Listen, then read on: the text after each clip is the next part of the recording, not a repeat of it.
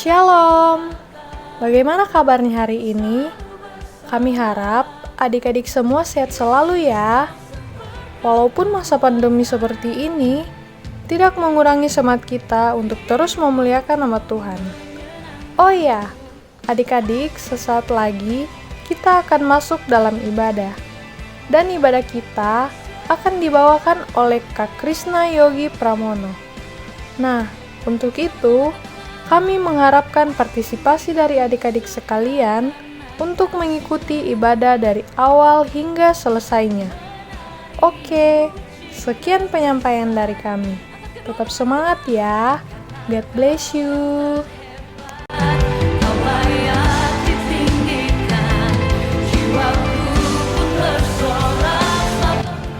Shalom, halo Success People. Kembali lagi bersama saya Intan Anggun Lestari di kegiatan penyambutan anggota baru mahasiswa Kristen Universitas Tadulako. Pada saat ini kita akan masuk pada rangkaian ibadah sesi 1 dan perlu kita ketahui bersama bahwa pembicara kita pada saat ini adalah Kak Krisna Yogi Pramono dengan temanya Been a Now. Selamat beribadah. Shalom. Saat ini kita bersyukur atas kasih dan anugerah Tuhan, sehingga pada saat ini kita dapat mengikuti ibadah sesi pertama PAB UPMKIP 2020. Dan untuk teman-teman yang ada di rumah atau dimanapun berada, mari siapkan hati dan pikiranmu untuk bersama-sama memuji dan menyembah Tuhan. Namun sebelum itu mari kita satu di dalam doa, kita berdoa. Bapa di dalam kerajaan sorga, Bapa yang kami sembah di dalam nama Tuhan Yesus Kristus, puji dan syukur kami naikkan kehadirat-Mu yang kudus ya Tuhan, untuk cinta kasih Tuhan yang terus Tuhan nyatakan di tengah-tengah kehidupan kami. Pada saat ini ya Tuhan, kami mau datang bersekutu memuji nama-Mu. Tuhan kiranya memberkati kami dimanapun kami berada pada saat ini. Tuhan kiranya hadir, biarlah apa yang kami lakukan pada saat ini sungguh-sungguh berkenan di hadapan Tuhan. Kami menyerahkan waktu ibadah kami hanya ke dalam tangan-Mu. Di dalam nama Tuhan Yesus kami berdoa dan bersyukur. Haleluya. Amin. Mari bersama-sama kita menyanyikan pujian Tuhan Yesus baik. Selalu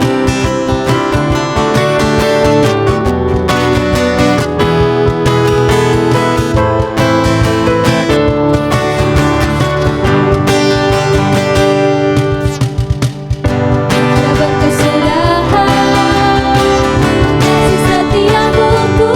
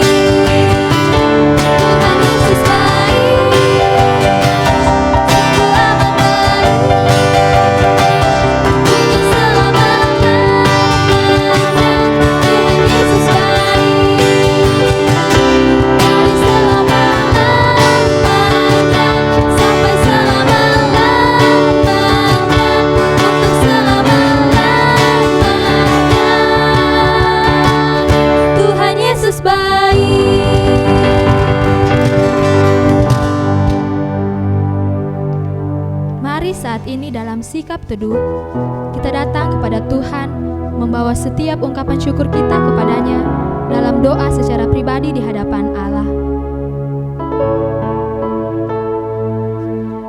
Kita bersyukur untuk anugerah Tuhan dan setiap kebaikan yang boleh Tuhan kerjakan dalam kehidupan kita.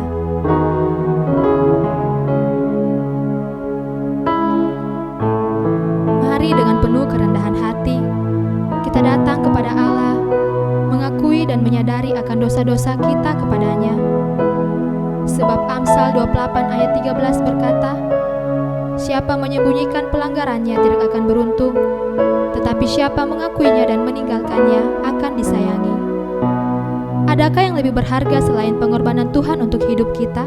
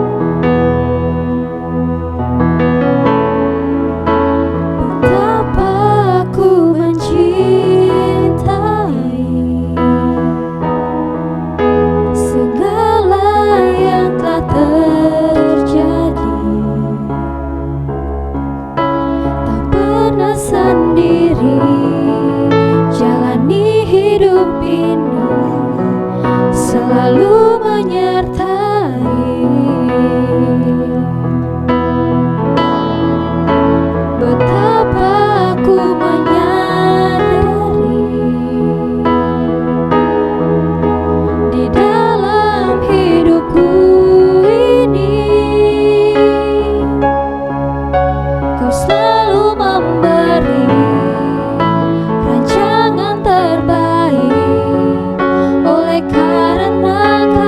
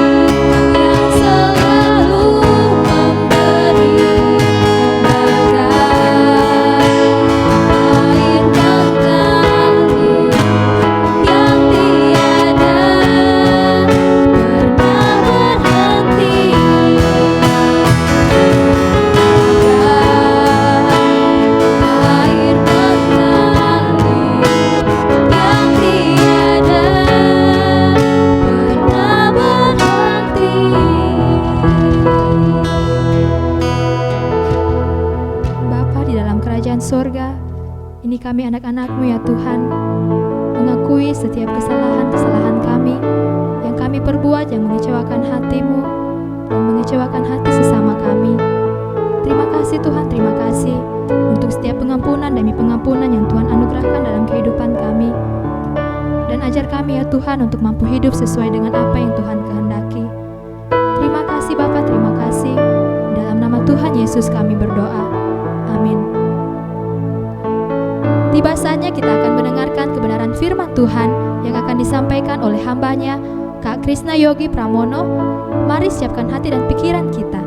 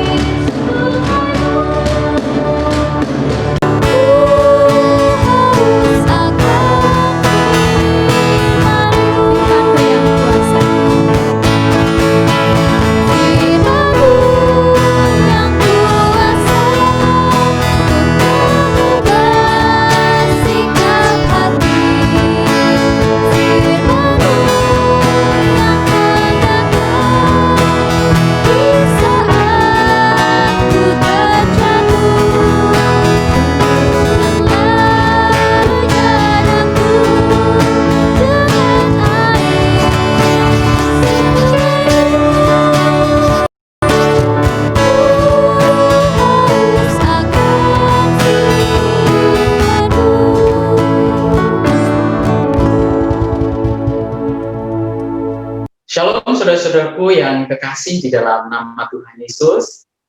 Saya sungguh bersuka cita bisa menyapa saudaraku sekalian walaupun lewat video rekaman ini. Dan kiranya seluruh keterbatasan kita di dalam beribadah kali ini juga tidak mengurangi sukacita dan kerinduan dari saudara-saudara sekalian, terutama untuk sama-sama belajar dan merenungkan firman Tuhan pada saat ini. Karenanya mari kita juga memohon pertolongan Allah supaya Tuhan memberikan hati yang lapar dan haus akan firman Tuhan. Supaya juga Tuhan boleh memberikan kita kesanggupan untuk mengerti dan terlebih lagi melakukan firman-Nya di dalam hidup kita sehari-hari. Mari kita berdoa. Bapa di dalam kerajaan surga, kami sangat bersyukur boleh datang beribadah kepada Engkau. Kami juga mengucap syukur karena pada saat ini kami boleh menerima kesempatan untuk belajar firman-Mu, untuk mendengarkan sabda. Mari Tuhan hadir dan penuhi hati kami dengan kerinduan, dengan rasa lapar dan haus akan firman. Berikan hikmat dari surga, sehingga kami bisa mengerti kebenaran-Mu. Dan berikan kami hati yang mau menaati Engkau. Di dalam nama Tuhan Yesus kami berdoa kepada Bapa di surga. Haleluya. Amin. Saudaraku sekalian, saat ini kita akan menggumuli satu tema. Dan Now. Dan saya memberikan subtitle untuk tema ini sebagai sebuah awal perjalanan bersama Yesus. Saudaraku sekalian, topik kita kali ini dimaksudkan bukan hanya untuk memperlengkapi dan mempersiapkan saudaraku sekalian di dalam memasuki tahapan yang baru sebagai seorang mahasiswa. Tetapi lebih daripada itu. Melalui kesempatan ini, mari kita sungguh-sungguh sama-sama berdoa. Melalui pemberitaan firman Tuhan, kita bisa mengalami satu perjumpaan yang mengubahkan kehidupan dengan Yesus Kristus itu sendiri. Karena bisa jadi banyak di antara kita sebagai orang Kristen belum pernah mengalami satu perjumpaan yang real, yang sejati dengan Yesus. Sehingga kehidupan kekristenan yang kita jalani adalah kehidupan Kristen yang karena warisan saja sifatnya. Karena KTP kita udah Kristen, keluarga kita Kristen, masyarakat tempat kita tinggal Kristen. Tetapi sesungguhnya kekristenan itu bukan kekristenan yang menyegarkan, yang menghidupkan. Bukan sebuah kekristenan yang bertumbuh di dalam pengenalan kita akan Allah. Bukan kekristenan yang mengubahkan kehidupan kita. Pada dasarnya kita Kristen, tetapi kehidupan kita tidak bisa dibedakan dari dunia di sekitar kita. Karena itu mari sembari mendengarkan khotbah ini, kita sungguh-sungguh mau dilembutkan hatinya dan mengizinkan Allah membentuk kehidupan kita melalui firman. Namun saudaraku sekalian, sebelum saya berbicara lebih jauh, izinkan saya memperkenalkan diri dulu ya. Nama saya Krishna Yogi. Di pelayanan saya biasa dipanggil Kak Yogi oleh adik-adik mahasiswa ataupun siswa yang saya layani.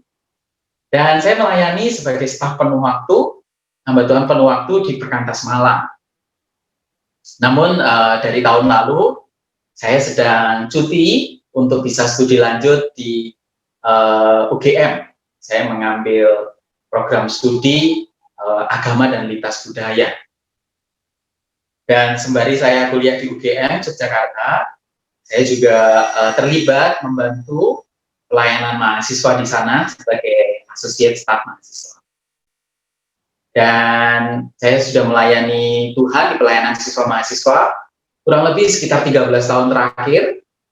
Ketika lulus dari S1 saya Teknik Elektro dari ITS Surabaya, saya tidak bekerja di bidang engineering, tapi menyerahkan diri secara penuh waktu untuk melayani mahasiswa.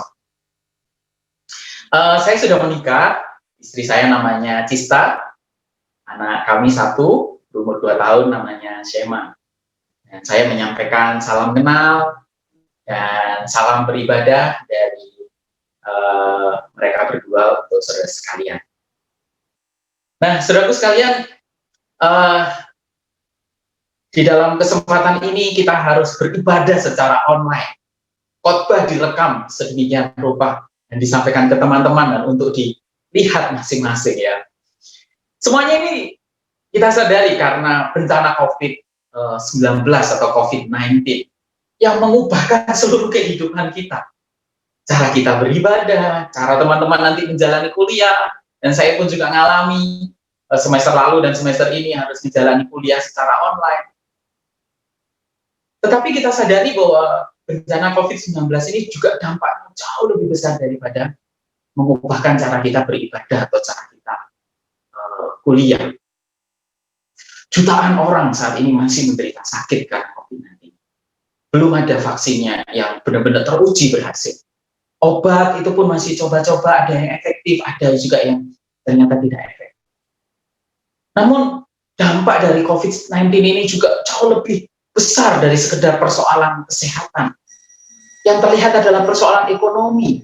Dalam waktu sekejap banyak orang kehilangan pekerjaan karena pariwisata tutup, rumah makan tutup, begitu banyak lapangan pekerjaan hilang. Pemerintah kita juga baru saja mengumumkan bahwa negara kita juga pertumbuhan ekonominya negatif. Dan ini skalanya global. Skalanya global, luar biasa sekali. Begitu banyak orang meninggal, begitu banyak orang mengalami duka cita, begitu banyak orang mengalami depresi karena situasi yang sangat sulit ini. Bahkan COVID-19 ini menimbulkan ketidakstabilan politik di banyak tempat, termasuk mungkin juga di negara kita, digunakan untuk isu-isu politik. Sungguh satu bencana dan krisis global yang sangat luar biasa terjadi selagi kita hidup ya. Nah, namun kalau kita merenungkan bencana COVID ini lebih jauh, sebenarnya bencana ini, wabah ini, pandemi ini menyingkapkan kepada kita bahwa hari ini kita sedang tinggal di dunia yang sudah rusak. Adanya sakit penyakit, adanya wabah, adanya kematian, adanya duka cita, adanya penderitaan, menyingkapkan satu realitas bahwa dunia tempat kita tinggal adalah dunia yang tidak baik, dunia yang tidak sempurna, dunia yang rusak. Dan kerusakan ini di segala bidang, lingkungan kita rusak.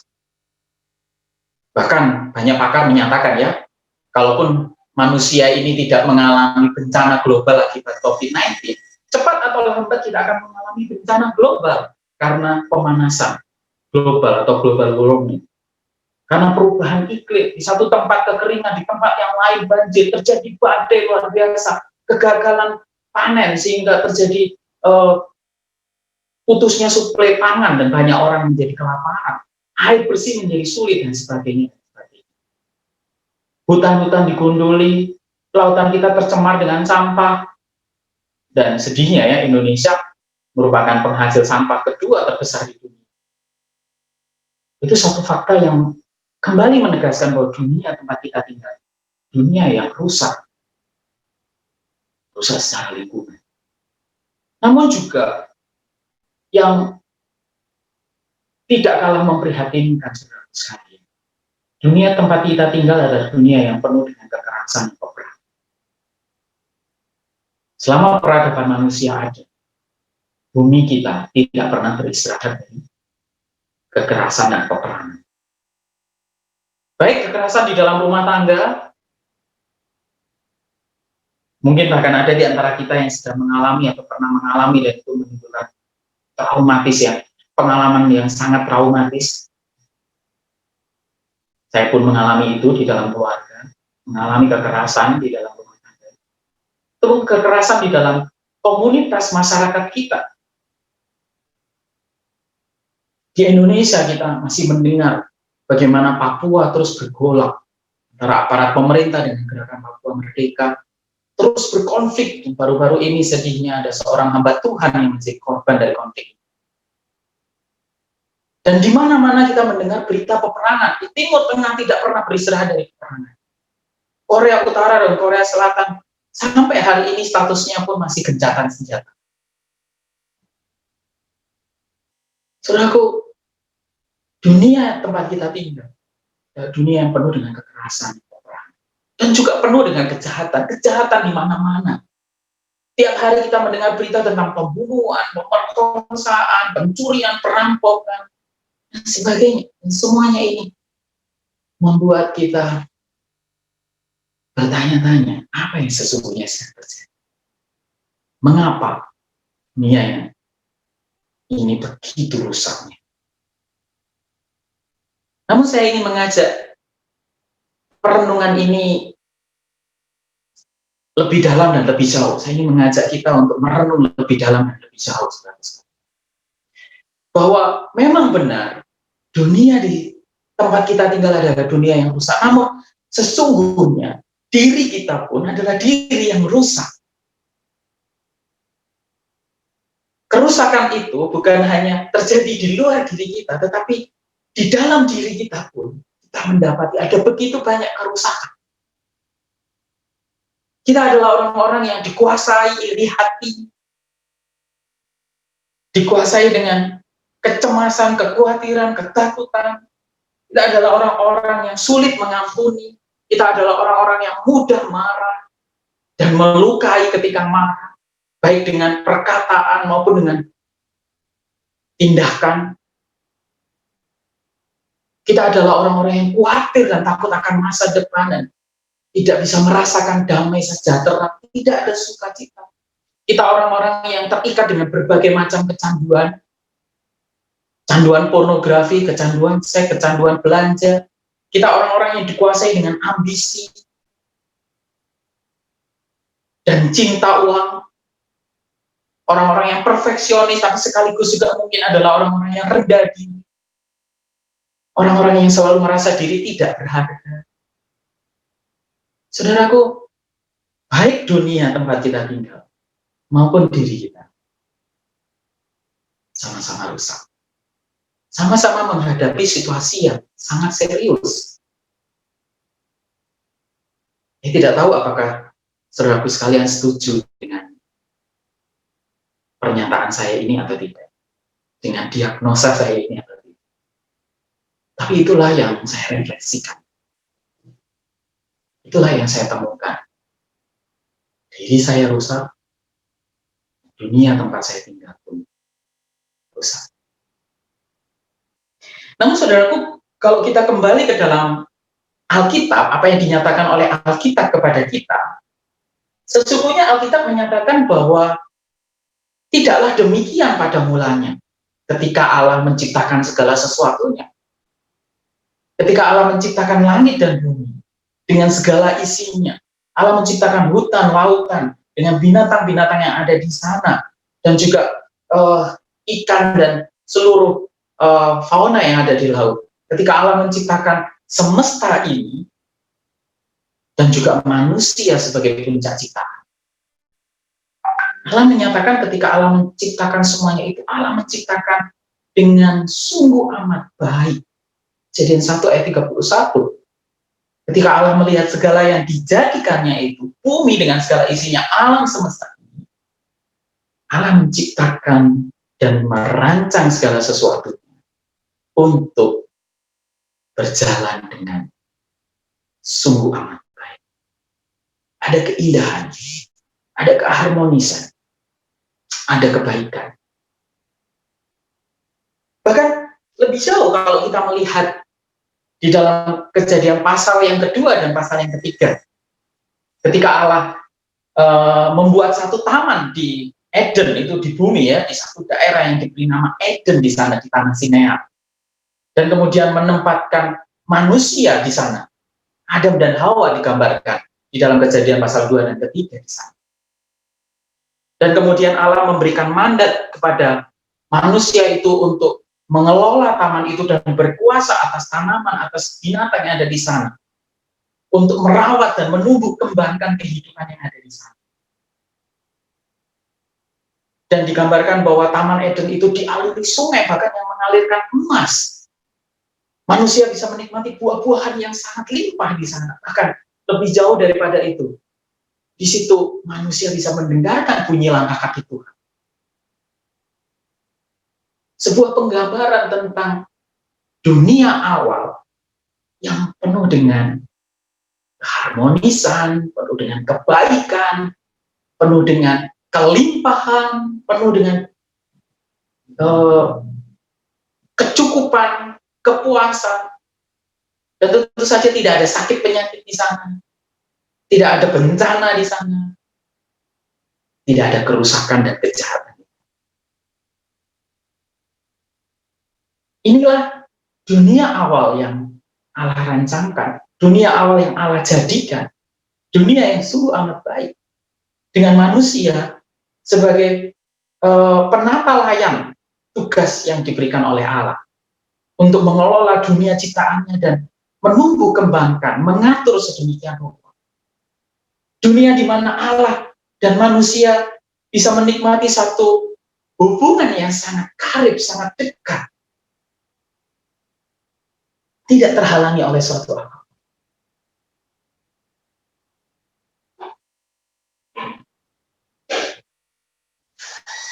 Dan di dalam dunia itu, Allah yang menjadi pemilik, penguasa, dan sekaligus penentu standar kebenarannya.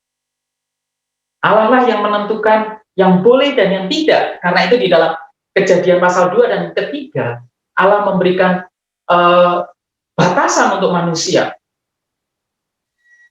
Dinyatakan di sana, semua buah pohon yang ada di taman ini boleh kamu makan. Hanya satu yang tidak boleh dimakan, yaitu buah dari pohon pengetahuan yang baik dan yang jahat. Tentu saja ini sebuah penggambaran bahwa di dalam dunia awal itu, di dalam Taman Eden itu, Allah lah yang menjadi penentu kebenaran, standar kebenaran, standar moral, apa yang baik, apa yang jahat, apa yang boleh dan tidak boleh, itu Allah yang menentukan. Dan digambarkan bahwa segala sesuatu boleh, tetapi hanya satu yang tidak boleh, yaitu memakan buah dari pohon pengetahuan yang baik dan yang jahat. Jadi saudaraku, inilah gambaran dari dunia yang diciptakan Allah pada mulanya. Dunia di mana kita, manusia, bisa menikmati kasih dan kehadiran Allah. Dunia di mana manusia hidup di dalam rangsangan dan kehendak Allah. Manusia tunduk di dalam standar kebenarannya Allah. Dunia di mana Allah menempatkan manusia di bumi ini untuk menjadi representasinya, menjadi dutanya, menjadi perwakilan Allah untuk mewujudkan keteraturan kebaikan atas seluruh bumi.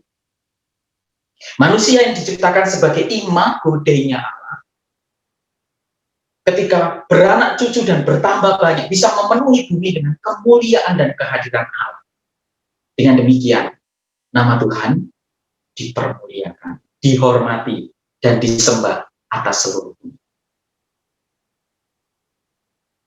Lantas pertanyaannya, jikalau Allah mendesain dunia awal ini sungguh amat baik, dimaksudkan untuk memenuhi tujuan-tujuan ini, lalu mengapa realitanya hari ini, dunia yang kita tinggali, begitu penuh dengan kejahatan dan kerusakan?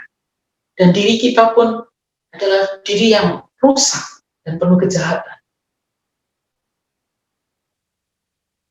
Lebih lanjut di dalam Kejadian pasal yang ketiga, kita melihat ada kehadiran kuasa jahat di dalam dunia ciptaan Allah ini. Digambarkan sebagai sosok ular yang dapat berbicara dan kemudian mendekati manusia itu dan berkata secara khusus kepada perempuan di dalam Kejadian 3 ayat 4-5 seperti ini. Tetapi ular itu berkata kepada perempuan itu, sekali-kali kamu tidak akan mati. Tetapi Allah mengetahui bahwa pada waktu kamu memakannya, matamu akan terbuka dan kamu akan menjadi seperti Allah, tahu tentang yang baik dan yang jahat. Saudaraku, di dalam dunia ciptaan Allah yang sungguh amat baik itu, ada kehadiran kuasa jahat. Alkitab hanya menyatakannya sejauh itu. Ada kehadiran kuasa jahat yang digambarkan sebagai sosok ular yang bisa berbicara. Dan ular ini, apa yang dilakukan saudara? Memutarbalikkan standar kebenaran Allah. Allah menyatakan, segala sesuatu yang ada di dalam taman ini, boleh kamu makan buahnya, tapi buah dari pohon pengetahuan yang baik dan yang jahat tidak boleh kamu makan. Karena pada waktu kamu memakannya, kamu akan mati. Tetapi sang ular berkata, sekali-kali kamu tidak akan mati, tetapi kamu akan menjadi sama seperti Allah, tahu tentang yang baik dan yang jahat. Dan mendengar tawaran dari sang ular, manusia itu tergoda dan memakan buah itu. Kenapa saudaraku? Karena manusia tidak mau hidup di dalam standar kebenarannya Allah. Manusia ingin menjadi sama seperti Allah, bisa menentukan apa yang baik dan jahat menurut dirinya sendiri. Manusia ingin keluar dari batasan moral, batasan kebenaran. Nah, manusia melihat buah pengetahuan yang baik dan yang jahat itu memberi kekuatan dan kuasa untuk menjadi sama seperti itu. Untuk tidak lagi hidup di bawah aturan, di bawah standarnya. Saudaraku, ini adalah realita hidup kita sehari-hari ya. kita ingin menjadi tuan atas diri kita sendiri. Kita ingin menentukan kapten atas nasib kita sendiri. Dan sebenarnya itulah akar dari segala kejahatan. Bila manusia menjadikan dirinya sendiri sebagai pusat dari segala sesuatu. Akibatnya, saudaraku, manusia jatuh di dalam perhambaan dosa. Ketika manusia menyambut tawaran dari sang kuasa jahat itu, maka sejak waktu itu, dosa menguasai, membelenggu seluruh kehidupan manusia. Di dalam Kejadian pasal 6 ayat yang kelima dinyatakan di sana. Ketika dilihat Tuhan bahwa kejahatan manusia besar di bumi, dan bahwa segala kecenderungan hatinya selalu membuahkan kejahatan semata-mata. Segala kecenderungan hatinya selalu membuahkan kejahatan semata-mata. Ketika manusia menolak hidup di dalam standar kebenaran Allah, ketika manusia ingin menjadikan dirinya sendiri sebagai standar kebenaran, dan menyambut tawaran dari sang kuasa jahat itu, maka kejahatan itu menguasai kehendaknya. Kejahatan itu menguasai hatinya, menguasai pikirannya, sehingga segala sesuatu yang dipikirkan, dikatakan, dirasakan, dilakukan adalah kejahatan semata-mata. Dan itulah esensi dosa. Esensi dosa adalah ketika kita menolak hidup di dalam standar kebenaran Allah dan mengikuti kebenaran kita sendiri, sehingga kita meleset dari rancangan Allah, dan pada akhirnya kejahatanlah. Dan inilah yang dinyatakan oleh Alkitab kepada kita. Inilah diagnosa Alkitab kepada kita. Kenapa diri kita rusak? Kenapa kita dikuasai oleh begitu banyak kekhawatiran, ketakutan, amarah, kebencian, kecanduan, keterikatan, dan seterusnya? Adalah karena kita memberontak kepada Allah dan ingin menjadikan diri sebagai pusat kehidupan. Namun saudaraku, kerusakan akibat dosa ini bukan hanya terjadi di dalam diri kita, tetapi meluas ke dunia di sekitar. Bagaimana ini bisa terjadi? Saya berikan sebuah contoh nyata ya. Saya seorang manusia yang berdosa. Saya dikuasai iri hati. Saya dikuasai oleh kebencian kalau lihat orang lain sukses. Maka begitu mendengar ada teman saya yang sukses, studinya mungkin lebih berhasil, saya merasa iri, saya benci. Dan akhirnya saya membuat fitnah bahwa keberhasilannya itu karena dia curang, karena dia korupsi misalnya. Fitnah itu disebarkan sedemikian rupa sehingga orang-orang mulai melihat pribadi tersebut dengan prasangka, dengan curiga, melebeli orang itu curang, orang itu bisa berhasil karena dia tidak jujur, dan seterusnya. Maka akhirnya citra itu rusak, dan kebencian yang berasal dari hati saya mengalir keluar kepada orang-orang yang saya pengaruhi dengan fitnah, dengan hoax yang saya sebarkan. Dan di situ kejahatan menyebar. Saudaraku, itulah kenapa kejatuhan manusia, kejatuhan Adam dan Hawa menyebabkan seluruh bumi ikut jatuh di dalam dosa. Artinya, seluruh bumi ini pada akhirnya dipenuhi oleh kejahatan. Karena manusia melakukan kekerasan. Manusia membuat senjata untuk membunuh dan menghancurkan. Manusia menyusun sistem ekonomi yang membuat yang miskin tetap miskin, yang kaya semakin kaya. Manusia membuat sistem politik yang tiran, yang menindas orang yang lemah. Manusia membuat sistem peradilan, tetapi sistem peradilan yang hanya tajam tajam ke bawah tapi tumpul ke atas kepada orang-orang yang punya kekuasaan. Aku bisa melihat hal ini karena manusia hatinya, kecenderungan hatinya dikuasai kejahatan, maka dunia di sekitar kita pun penuh dengan kejahatan. Saudaraku sekalian, inilah yang dinyatakan oleh Alkitab. Persoalan utamanya adalah persoalan dosa. Persoalan dosa. Saudaraku, apa yang seharusnya diterima kita, manusia yang sudah memberontak kepada Allah dan rusak karena dosa? Apa yang seharusnya diterima oleh dunia yang sudah rusak oleh kejahatan? Menjawab pertanyaan itu, saya berikan sebuah ilustrasi. Jika saya mempunyai sebuah handphone, yang kemudian karena saya tidak menyimpan dengan baik, sehingga handphone itu jatuh, kemudian retak, pecah, dan tidak bisa berfungsi lagi, dan kemudian saya sudah mencoba memperbaiki dan itu tidak bisa, benar-benar rusak total, mati total, tidak berfungsi total.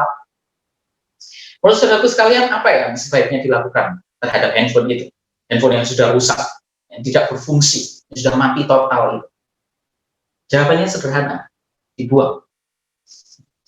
Dan digantikan dengan handphone yang baru ya. Karena kalaupun harus diperbaiki, ongkosnya terlalu mahal, melebihi kalau misalnya buat baru. Seperti itu.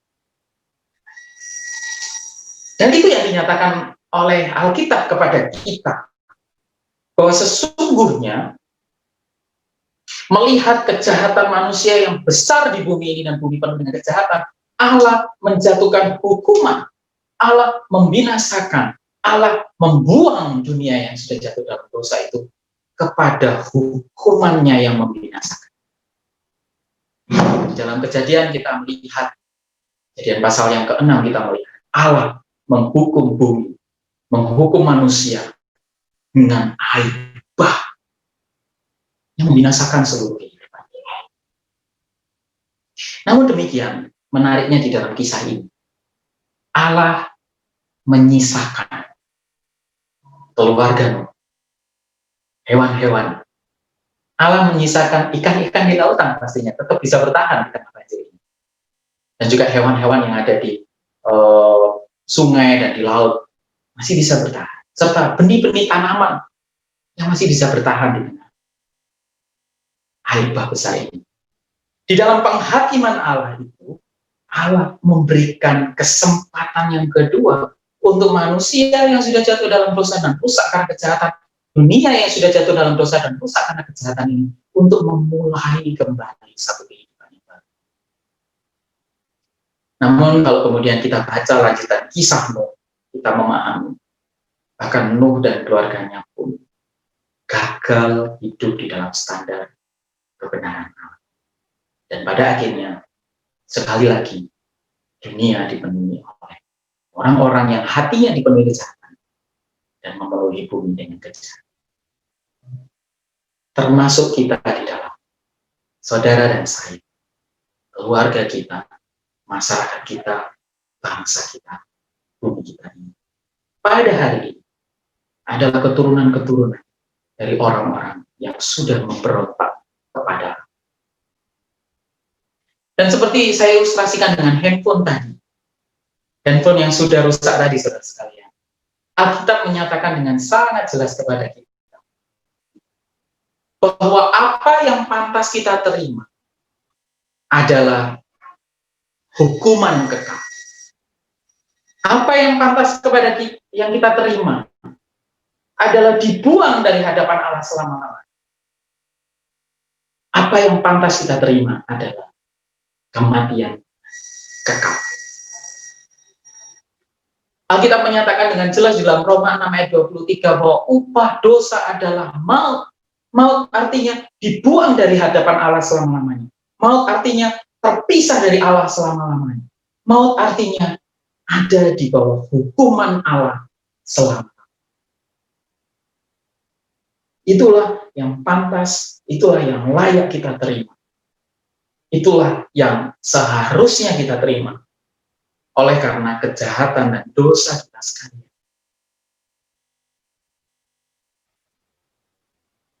Namun Alkitab tidak hanya berisi berita peringatan. Puji Tuhan, bahwa kita memiliki Allah yang bukan hanya adil, tetapi Allah yang sempurna di dalam kasih-Nya kepada ciptaan. Seharusnya kita dibuang. Seharusnya dunia ciptaannya ini dibinasakan. Namun Allah memilih memberi kesempatan yang kedua. Ketika Bahtera yang pertama menyelamatkan keluarga Nuh, pada akhirnya tidak berhasil memulihkan dunia ciptaan Allah ini dari kejahatan, maka Allah memberikan kepada kita Bahtera yang kedua. Dan Bahtera itu adalah Yesus Kristus. Yesus, dia adalah Allah sendiri. Allah yang di dalam kemuliaannya, kebesaran, keagungan, Allah yang tidak terjangkau oleh manusia dan tidak terjangkau oleh kejahatan manusia. Allah yang ada di dalam kerajaan surga. Oleh karena kasih-Nya yang besar, rela menjadi manusia sama seperti itu.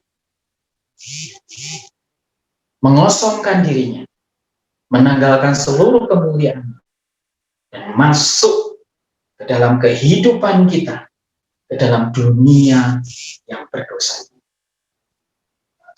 Dan di dalam keadaannya sebagai manusia, dia hidup melayani. Dia hidup memberitakan tentang berita dan kabar baik. Bahwa Allah hendak mengampuni, bahwa Allah hendak menyelamatkan, bahwa Allah hendak memulihkan segala sesuatu untuk kembali ke dalam keadaan awal. Dan sebagai puncaknya, Yesus naik ke atas salib, menjalani hukuman atas dosa-dosa kita.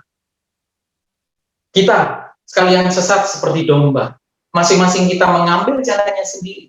Tetapi Tuhan telah menimpakan kepada Yesus segala kejahatan kita sekali. Dan dialah yang menjalani hukuman itu di atas salib. Dialah yang turun ke dalam maut dan menjalani maut itu bagi kita. Tapi karena dia Allah, dia mengalahkan maut itu. Dia mengalahkan kuasa kejahatan yang membelenggu hati kita dan dunia. Dia mematahkan maut itu. Dia bangkit. Dia naik ke surga. Kembali ke dalam tahta kemuliaan. Saudaraku, benar, upah dosa adalah maut. Dan karena seluruh manusia berdosa, dunia ciptaan ini berdosa, jatuh di dalam dosa. Maka sekalipun selayaknya kita ini dibinasakan, Allah di dalam kasih-Nya yang besar justru mengaruniakan kepada kita kesempatan kedua, yaitu hidup yang baru di dalam Kristus Yesus Tuhan. Kristus bisa menjadi jalan bagi kita sebab Dia telah menebus kita di atas salib. Dia telah mematahkan kuasa maut. Dia telah membebaskan kita dari kutuk dosa. Sebab itu jikalau kita percaya kepada Kristus, maka kita tidak lagi dihukum. Sebab kita sudah pindah dari kehidupan yang dikuasai dosa ke dalam satu kehidupan baru di dalam Kristus. Dan Dia berjanji, mulai dari hari ini sampai selama-lamanya, kita tidak lagi terpisah dari Allah, tetapi kita boleh menjadi anak-anak Allah dan akan bersama-sama dengan Dia di dalam kekekalan. Yohanes 5 ayat 24, aku berkata kepadamu, sesungguhnya barang siapa mendengar perkataanku dan percaya kepada Dia yang mengutus aku, ia mempunyai hidup yang kekal dan tidak turut dihukum, sebab ia sudah pindah dari dalam maut ke dalam. Apa artinya percaya kepada Kristus, saudara? Itu artinya mengakui bahwa kita hidup dibelenggu oleh dosa, dikuasai oleh dosa, dan kita tidak bisa menyelesaikan masalah dosa itu dengan diri kita sendiri, dengan kekuatan kita, dengan kesalehan kita. Percaya kepada Kristus itu artinya mengakui kebutuhan kita akan kehadiran dan pertolongan Kristus. Percaya kepada Kristus itu artinya mengakui bahwa Kristus adalah manusia, adalah Allah yang menjadi manusia. Dan di dalam keadaannya sebagai manusia, Dia menjalani hukuman atas dosa kita di atas kayu salib. Percaya kepada Yesus Kristus itu artinya mengakui bahwa Dia telah bangkit dari kematian, mengalahkan kuasa maut. Percaya kepada Kristus artinya meyakini bahwa di dalam Kristus kita memiliki janji hidup kekal. Bahwa hukuman atas dosa kita sudah diselesaikan secara sempurna. Dan kita telah pindah dari maut ke dalam hidup. Saya tidak tahu saudara, apakah saudara pernah membuat pengakuan-pengakuan seperti ini di dalam hidup. Namun hari ini, saya ingin mengajak kita merefleksikan kebenaran. Maukah saudara percaya kepada Kristus? Percaya kepada Yesus dan karya.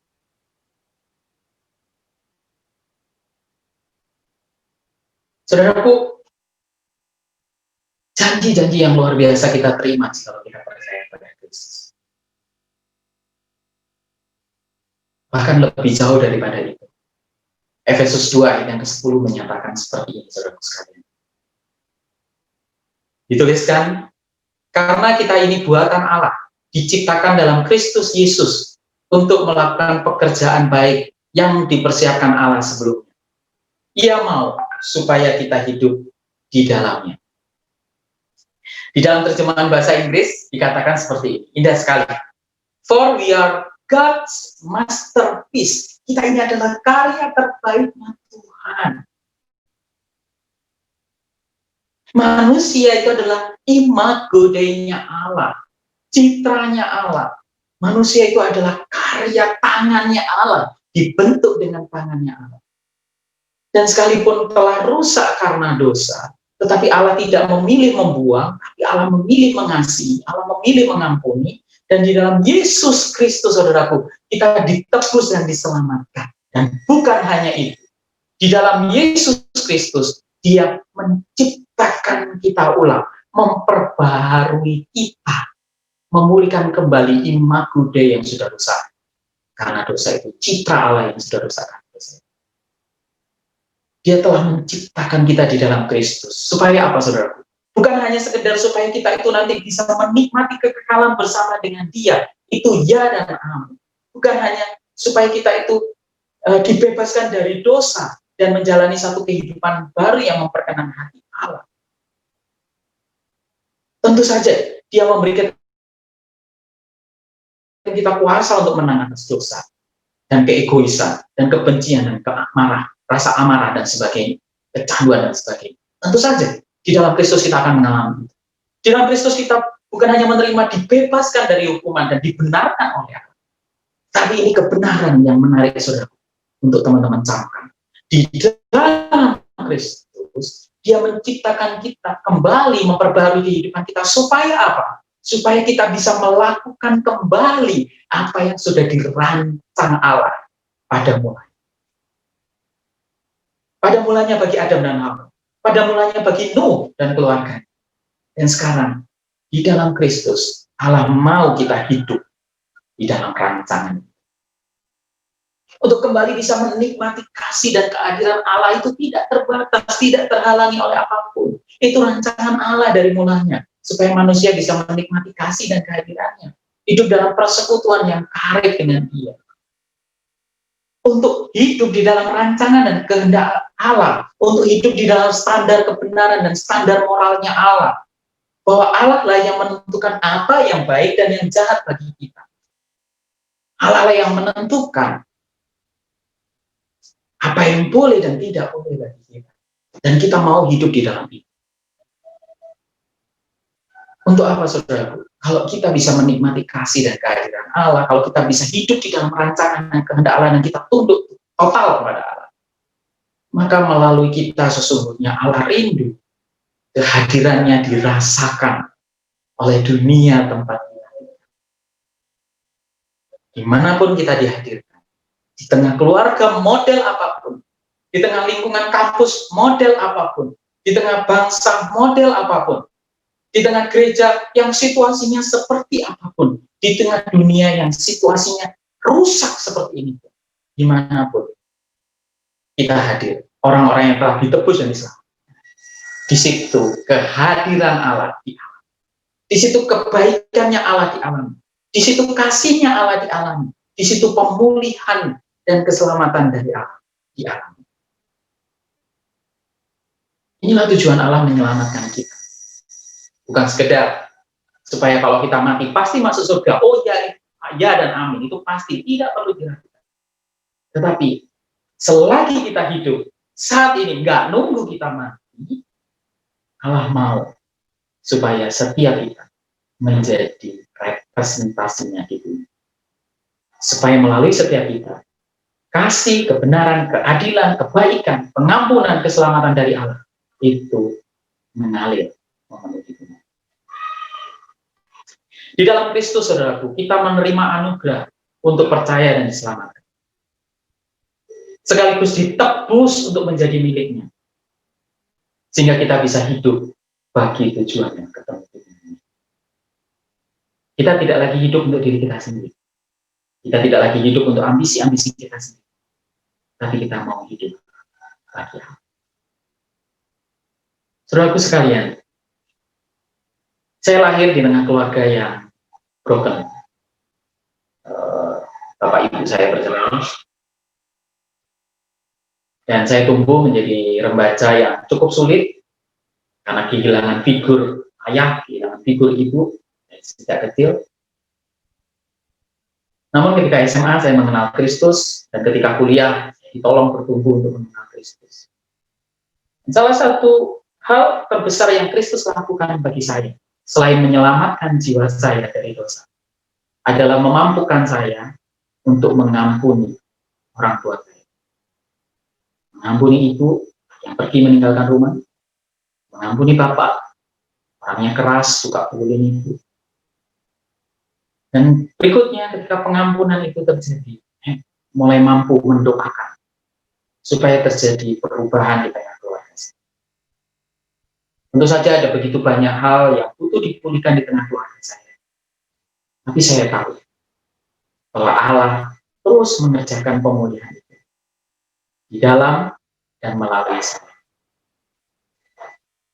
Itulah awal perjalanan saya bersama Kristus. Di dalam Alkitab kita banyak melihat orang-orang yang telah berjumpa dengan Kristus dan hidupnya diubah. Seorang perempuan yang kedapatan berzina dan hendak dihukum mati dengan dirajam, diberi kesempatan kedua oleh Kristus, dan Kristus berkata, "Aku pun tidak menghukum engkau. Pergilah, jangan berbuat dosa lagi." Saudaraku, ini menantang kita. Ayo kita tinggalkan dosa. Jangan berbuat dosa. Seorang sakit kusta datang kepada Kristus, dijamah dan disembuhkan. Dan ketika dia dipulihkan, diselamatkan dari sakit kusta itu, dia bisa kembali ke keluarganya, ke masyarakatnya. Tidak hanya berhenti di situ. Dia menceritakan tentang karya Kristus kemana-mana, sehingga banyak orang datang kepada Kristus untuk juga boleh disembuhkan dan bisa mengenal Yesus Kristus. Kita pun adalah orang-orang yang telah disembuhkan dari dosa. Ayo kita ceritakan tentang Kristus kepada banyak orang di sekitar. Seorang yang kerasukan setan di Gerasa, hidup di pekuburan tanpa makna, tanpa tujuan, menderita, terikat, dan dia dibebaskan. Dan kemudian Kristus memberikan mandat kepada dia untuk pulang ke keluarga, ke kampung, dan menceritakan tentang perbuatan Allah yang ajaib. Dan orang tersebut berkeliling ke kota-kota menceritakan tentang Yesus Kristus. menjadi saksi, punya tujuan hidup yang baru, punya makna hidup yang baru di dalam Kristus. Dan kita pun memiliki makna dan tujuan hidup yang baru di dalam Kristus, yaitu untuk hidup bagi kepentingannya, hidup bagi tujuannya, hidup menceritakan kasih. Seorang Lewi pemungut cukai dianggap orang berdosa, tetapi justru Yesus Kristus makan bersama dengan dia. Dan ketika hatinya penuh dengan sukacita, dia membagikan uangnya, dan apa yang diambilnya lebih dari orang-orang, dia berbuat curang, dikembalikan 4 kali lipat. Di situ ada pertobatan secara sosial terjadi di dalam kehidupan seorang pemungut cukai, Lewi pemungut cukai. Di dalam Kristus kita diterima, Kristus makan dan dia bertinggal di dalam hati kita. Ayo kita bertobat dari dosa-dosa sosial kita dan hidup di dalam cara hidup yang baru mengikuti Kristus. Seorang Saulus menganiaya jemaat, dijumpai Kristus, dan dia memutuskan menyerahkan seluruh kehidupannya bagi Kristus. Dipakai untuk apa saja. Seorang Paulus rela, dan dia dipakai menjadi berkat besar untuk mendirikan gereja-gereja di antara orang-orang bukan Yahudi. Dan Tuhan Yesus pun mau memakai kita untuk memberitakan namanya di antara orang-orang yang belum mengenal Kristus sama sekali. Saudaraku, inilah kehidupan orang-orang yang telah berjumpa dengan Yesus Kristus dan diubahkan. Mereka bertobat, mereka memiliki makna dan tujuan hidup yang baru. Mereka meninggalkan dosa-dosa sosial yang lama, dan mereka memberi diri sepenuhnya bagi Kristus untuk menjadi pewarta kabar baik melalui karya, kata, perbuatan, dimanapun mereka ditempatkan. Bagaimana denganmu, saudara? Bagaimana keadaan rohanimu saat ini? Bagaimana situasi kehidupanmu saat ini? Apakah pergumulannya sedang apa?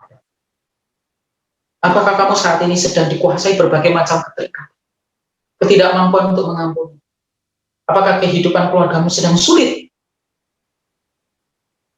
Apakah kamu mau datang pada Yesus Kristus dan berseru, Tuhan, aku membutuhkan Engkau, selamatkan aku.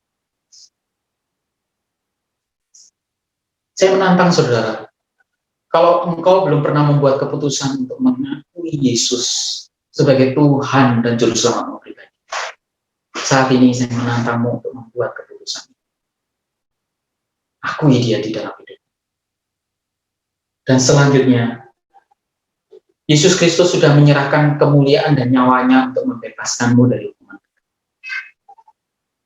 Apakah kamu mau menyerahkan seluruh kehidupan untuk dikuasai kehendak Kristus? Mengakui dia sebagai Bapa, menikmati kasih dan kehadirannya, untuk hidup seturut rancangan dan kehendaknya, hidup menjadi representasinya di muka bumi. Kiranya firman Tuhan ini boleh memberkati saudaraku sekalian, dan kiranya ini boleh menjadi satu awal perjalanan hidupmu bersama dengan Yesus. Dia akan membawamu melewati padang rumput dan air yang tenang. Tapi juga dia akan menyertai melewati lembah kekelaman. Serahkan hidupnya pada Yesus. Mari kita berdoa.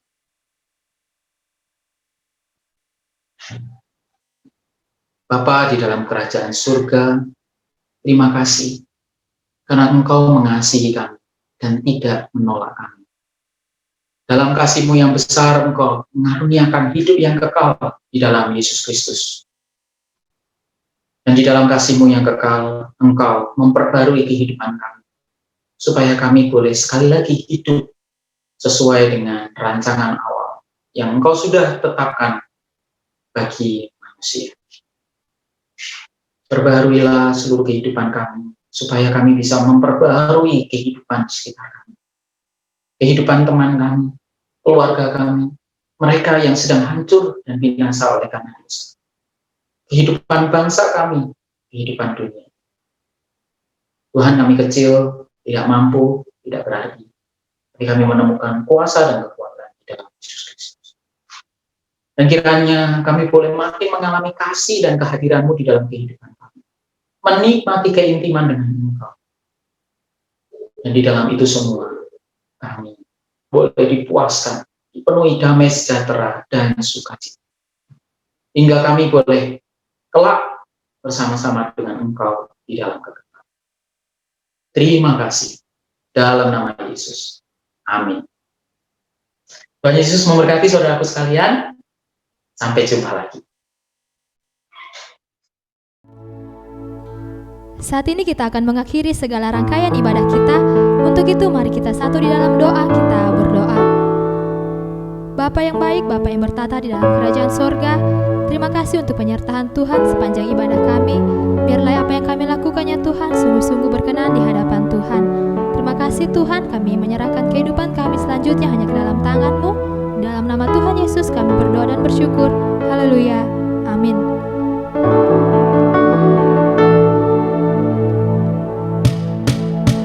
Glory, haleluya. Glory, haleluya. Glory, haleluya. Glory, haleluya. Di dalam namanya ada keselamatan kekal. Glory, haleluya.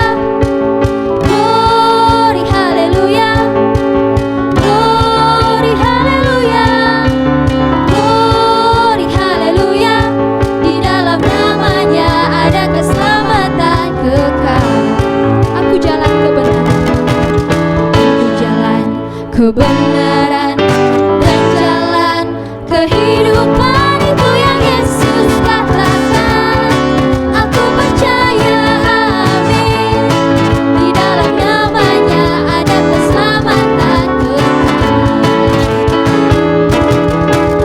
Aku jalan kebenaran dan jalan kehidupan, itu yang Yesus katakan. Aku percaya, amin. Di dalam namanya ada keselamatan kekal. Glory, haleluya. Glory, haleluya. Glory, haleluya. Glory, haleluya. Di dalam namanya ada keselamatan kekal. Glory, haleluya. Glory, haleluya. Glory, haleluya. Glory, haleluya. Di dalam namanya ada keselamatan kekal. Di dalam namanya ada keselamatan kekal. Di dalam namanya ada keselamatan